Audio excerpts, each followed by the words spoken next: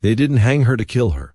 They didn't whip her to break her. They did something quieter, something meaner, because it let every clean shirt in town stay clean. Out on the Kansas flats, where the sky stretches so wide it feels like a witness that refuses to blink, they made pain into a rule. 2 fence posts stood there like a challenge. Rope burned into weathered wood, rope burned into skin, and between those posts, stretched wider than mercy allowed, a young woman was held in the open, her wrists tied low, her ankles bound high, her body pulled into a shape it never agreed to. The knots decided for her. Her dress was torn and dust-stained.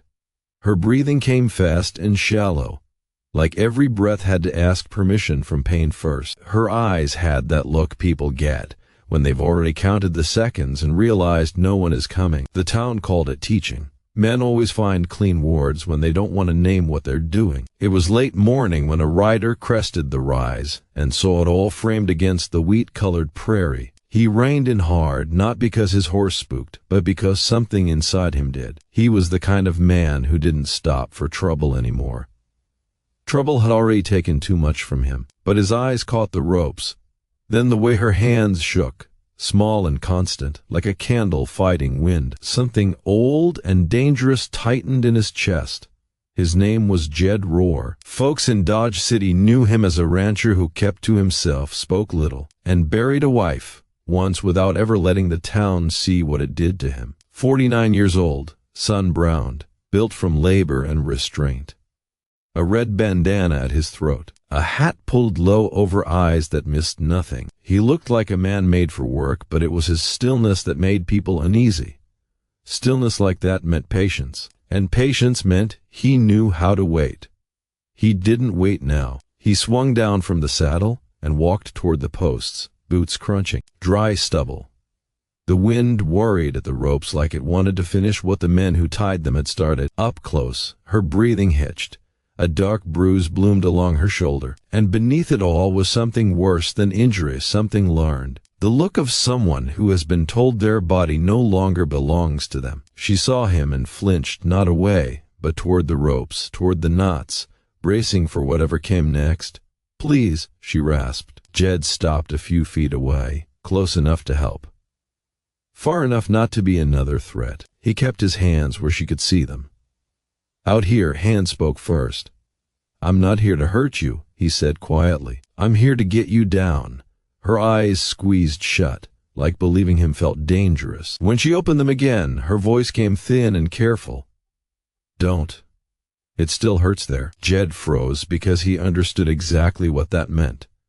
Pain like that doesn't sit on the surface. It settles into joints, into tendons, into places that don't show pretty bruises. It teaches the body to expect harm even from help. Jed shifted his stance immediately, reading her posture, the tremor in her arms, the way her ribs fought every breath. "All right," he murmured. "Tell me where." "Shoulder," she said, swallowing. "And my left side when I breathe." Jed stepped closer, slow as sunrise. He reached toward the knot at her wrist, then stopped, and looked at her face first. Permission wasn't asked with words. It was asked with patience. She didn't nod, but she didn't pull away either. That was enough. He took out a small, clean working knife and cut the rope without letting it snap. He supported her weight before the tension could jerk her shoulder. That was the unthinkable part. Not the cutting, but the care. Treating her like a person while she was still being used as a lesson. He worked each knot the same way. Slow, careful, like the rope itself might bite if handled wrong. When the last knot loosened, her body sagged. Jed stepped in and caught her without grabbing, without yanking, without turning help into another kind of fear. Her breath hitched sharply. Her hands clutched his shirt for balance, acting on instinct before trust could catch up. "Easy," he said, "I've got you." Her legs didn't want to work. He lowered her carefully to her knees, then helped her sit back against one post. The prairie was silent in a way that felt rehearsed. No shouting, no witnesses. Just distance and approval. "They said nobody would cut me down," she whispered. "They said you don't do that here." "What's your name?" Jed asked. She hesitated, then said it softly. "Mara Dorsey." Jed knew the name. The school teacher who didn't laugh at dirty jokes. The woman who wrote letters for widows. The one who asked questions about shifting landlines. He remembered the room going quiet when she spoke once in the general store, calm as scripture, telling men a town that only protects the powerful isn't a town at all. "Can you stand if I help?" he asked. She tried. Pain flashed across her face. Jed caught her again. "Don't take me to town," she whispered. "They'll do it again." "I'm taking you to a doctor," Jed said. "Not because I trust this town, because you don't get to die slow while they stay comfortable." She searched his face. "Why?" "Because I've been the one people didn't come for," he said. "And I'm tired of living where that's normal." As he lifted her onto his horse, Jed noticed a figure watching from the road. Not close enough to accuse, not far enough to be innocent. They rode toward Dodge City under a high sun. Mara kept her eyes on the horizon like looking back might pull her onto those posts again. Jed matched his pace to her breathing. He didn't talk much. Some moments don't need words. In town, porches went quiet. Curtains twitched. Jed rode straight to Dr. Finch's office. Finch didn't ask curious questions. He asked tired ones. He examined bruises, tested her shoulder, listened when she hissed, in pain. "She's strained bad," Finch muttered. "Who did this?" Finch asked. Jed looked at Mara. "Only if you want." "Silas Ketchum," she whispered. The name landed heavy. "A businessman. Clean vest. Dirty hands." "She'll rest at my place," Jed said. Before Finch could argue, the door opened.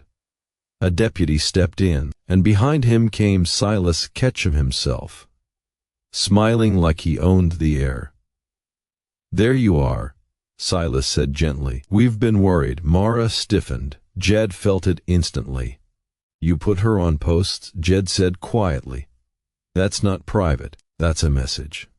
"Messages are sometimes necessary," Silas replied. "People forget their place." "She's coming with me," Jed said. "Then arrest me." Before the deputy could move, another voice filled the room. Calm. "Official, put your hands down." A U.S. Marshal stood there, dust on his coat, authority in his posture. Graham Holt. Papers mattered more than bruises.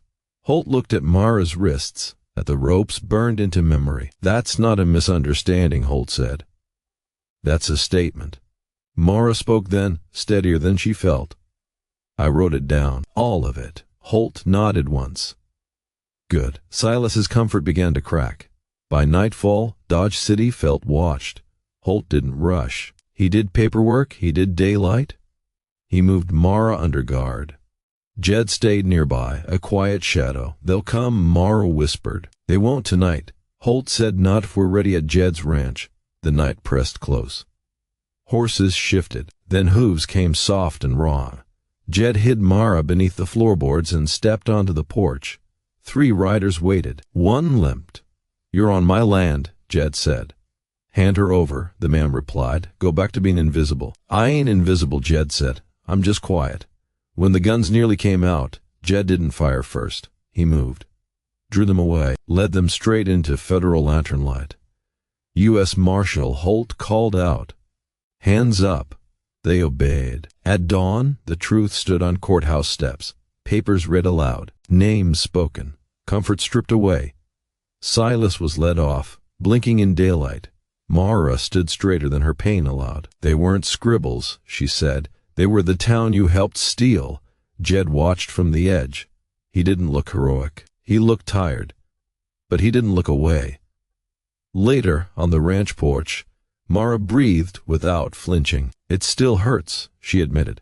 "Then we listen to it," Jed said, "until it doesn't." And for the first time, silence wasn't a threat. It was space.